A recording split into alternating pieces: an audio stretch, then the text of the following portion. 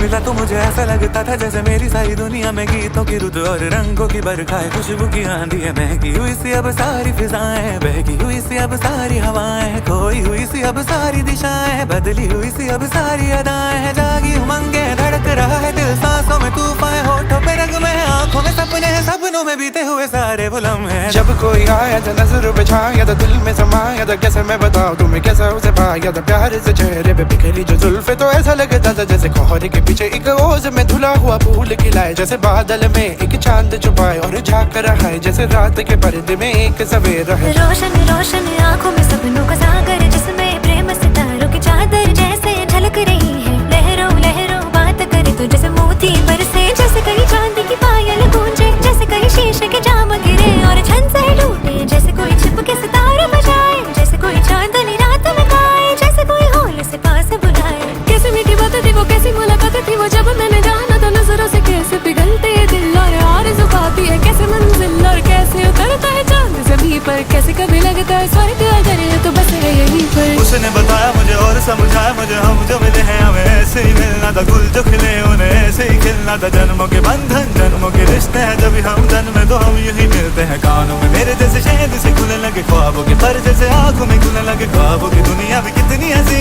और कैसी रंगी थी, ख्वाबों की दुनिया जो कहने की थी पर कहीं भी नहीं थी। ख्वाब जो टूटे मेरे, आँख जो खुली मेरी, होश जो आया मुझे, मैंने देखा मैंने जाना वो जो कभी आया था, नजरों पे छाया था, दिल में समाया था, जा भी चुका है और